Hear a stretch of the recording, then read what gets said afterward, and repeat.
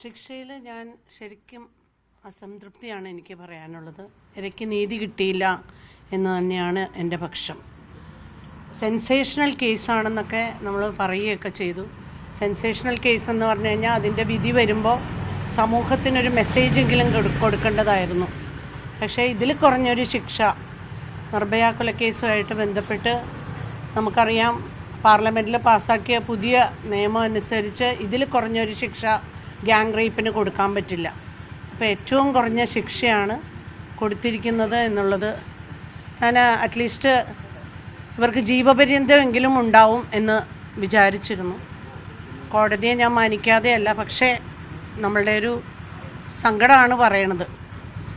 പിന്നെ ഇത്രയും നാൾ ഒരു കുട്ടി വഴിയിൽ അപമാനിക്കപ്പെട്ടിട്ട് ഇത്രയും നാൾ ഇതിനു വേണ്ടിയിട്ട് പോരാടിയെങ്കിൽ ആ പോരാട്ടത്തിനുള്ള മറുപടി പോലും ആ കുട്ടിക്ക് കിട്ടിയില്ല. നാടിനൊരു മെസ്സേജ് കൊടുക്കാനായിട്ട് അവളുടെ ഈ വിഷമം മുഴുവൻ 8 വർഷങ്ങളായി സഹിക്കുന്ന ഈ ദുഃഖം മുഴുവൻ ഉണ്ടായിട്ടും അതിനൊരു നീതി കിട്ടിയില്ല എന്നുള്ളതാണ് എൻ്റെ പക്ഷം. പിന്നെ ഇത് ആലോചിച്ച് ഉറച്ച് വളരെ പ്ലാൻഡായിട്ട് നടത്തിയിരിക്കുന്ന ക്രിമിനൽ ഗൂഢാലോചന തന്നെയാണ്, സംശയമൊന്നുമില്ലാത്ത കാര്യമാണ്. ഗ്യാങ് റേപ്പ് എന്ന് പറയുമ്പോൾ തന്നെ ഗ്യാങ് കൂടണമെങ്കിൽ ഒന്നിലധികം ആളുകൾ വ്യക്തികൾ വരണമെങ്കിൽ അതിൽ ഒരു ഗൂഢാലോചന ഇല്ലാതെ നടക്കില്ല.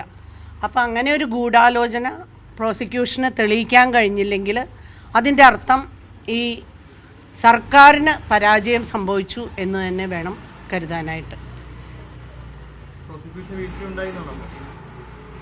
ഗ്യാങ് റേപ്പ് ആണെന്ന് പറയുന്നുണ്ടല്ലോ, അപ്പോൾ അത് ആ ഗൂഢാലോചന ഇല്ലാതെ നടക്കില്ലല്ലോ. ഈ ഗൂഢാലോചന തെളിയിക്കാൻ കഴിഞ്ഞില്ല എന്ന് പറഞ്ഞു കഴിഞ്ഞാൽ പിന്നെ എന്താ അർത്ഥം?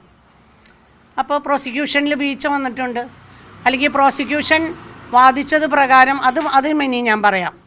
ആ കുട്ടി വിചാരണ കോടതിയിൽ ഒരാശങ്ക പറഞ്ഞിട്ടുണ്ട്, എനിക്ക് നീതി കിട്ടുമോ എന്ന് സംശയം പറഞ്ഞിട്ട് ഒരു ട്വീറ്റ് ചെയ്തിരുന്നത് ഞാൻ വായിച്ചിട്ടുണ്ടായിരുന്നു. അതിൽ ആ കുട്ടിക്ക് ആശങ്കയുണ്ടായിരുന്നു, എനിക്ക് നീതി കിട്ടുമോ എന്ന് സംശയമുണ്ട് എന്ന് പറഞ്ഞിരുന്നു. അത് അർദ്ധശങ്കയ്ക്കിടയില്ലാതെ തന്നെ ശരിയായി എന്നാണ് എൻ്റെ പക്ഷം. പിന്നെ പെൻഡ്രൈവ് വളരെ ജാഗ്രതയോടെ സൂക്ഷിക്കണം എന്നൊക്കെ പറഞ്ഞിട്ടുണ്ട്. ഈ ജാഗ്രത ഇതിനു മുമ്പ് 3 വട്ടം അത് തുറന്നപ്പോൾ ആ ജാഗ്രത എവിടെ പോയി എന്നുള്ളത് പറയണം.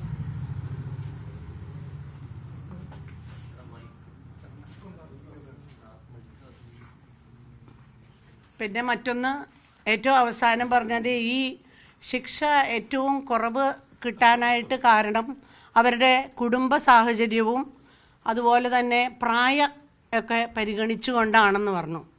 പ്രായം പരിഗണിച്ചെന്ന് പറഞ്ഞു കഴിഞ്ഞപ്പോൾ ഇവർ ജുവനൈൽ കോർട്ടിലേക്കൊന്നും അല്ലല്ലോ പോകാൻ പോണേ, ആ പ്രായമൊന്നും അല്ലല്ലോ. പ്രായം പരിഗണിക്കുക എന്ന് പറഞ്ഞു കഴിഞ്ഞാൽ ചെറിയ കുട്ടികളാണെങ്കിൽ അവർക്ക് ബുദ്ധി ഉറച്ചിട്ടില്ല, അവർക്ക് വിവരം മനസ്സിലാവാനായിട്ടില്ല എന്ന് പറയാം.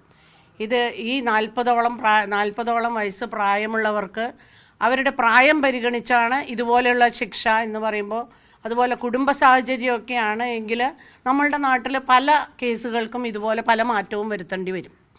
അതാണ് എൻ്റെ പക്ഷം. അത് തന്നെ. അപ്പോൾ അന്ന് തന്നെ, അതായത് വിധി വന്നിട്ട് വിധിപ്പകർപ്പ് കാണുന്നതിന് മുമ്പ് തന്നെ നിയമമന്ത്രി പറഞ്ഞിട്ടുണ്ട് അപ്പീലിന് പോകുന്ന, സർക്കാർ അപ്പീലിന് പോകുന്ന. അപ്പോൾ അവിടെ തന്നെ സംശയം വന്നു കഴിഞ്ഞു, പ്രോസിക്യൂട്ടറിൻ്റെ വീഴ്ച അല്ലെങ്കിൽ പ്രോസിക്യൂട്ടർ പറഞ്ഞത് അതേ രീതിയിൽ എടുത്തിട്ടില്ല എന്നുള്ളത് മനസ്സിലായി കഴിഞ്ഞു. എന്തായാലും ഇത് സർക്കാരിൻ്റെ വീഴ്ച തന്നെയാണ്. ഇന്ന് നിയമമന്ത്രി മാധ്യമങ്ങളെ കണ്ടപ്പോൾ പറഞ്ഞൊരു കാര്യം എന്താണ്, പരമാവധി ശിക്ഷയാണല്ലോ കിട്ടിയിരിക്കുന്നത് എന്നുള്ളതായിരുന്നു. എന്താണ്? അതായത് 20 വർഷം ശിക്ഷ വിധിച്ചപ്പോൾ അത് കുറച്ച് കാണാൻ കഴിയില്ല എന്നുള്ളതാണ് അദ്ദേഹത്തിന്റെ പ്രതികരണം വന്നത്. അപ്പോൾ നിയമമന്ത്രി തന്നെ അത് മതിയായ ശിക്ഷയാണ് എന്നാണ് പറയുന്നത്.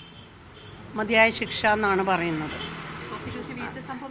അതാ, ഇതിൽ കുറയ്ക്കാൻ പറ്റില്ലല്ലോ. അതാ ഞാൻ പറഞ്ഞത്, ഇതിൽ കുറയ്ക്കാൻ പറ്റില്ല. നിർഭയ കേസുമായിട്ട് ബന്ധപ്പെട്ട് പാർലമെൻറ്റിൽ ഒരു നിയമം പാസ്സാക്കിയിട്ടുണ്ട്. അതനുസരിച്ച് ഏറ്റവും കുറഞ്ഞ ശിക്ഷയാണ് ഈ 20 വർഷം. അപ്പോൾ അതനുസരിച്ച് അത് കൊടുക്കാതിരിക്കാൻ പറ്റില്ലല്ലോ. ഇവരെ എന്തുകൊണ്ട് അറ്റ്ലീസ്റ്റ് ഒരാൾക്കെങ്കിലും ജീവപര്യന്തം കൊടുത്തില്ല എന്നുള്ളത് ചോദ്യചിഹ്നം തന്നെയാണ്.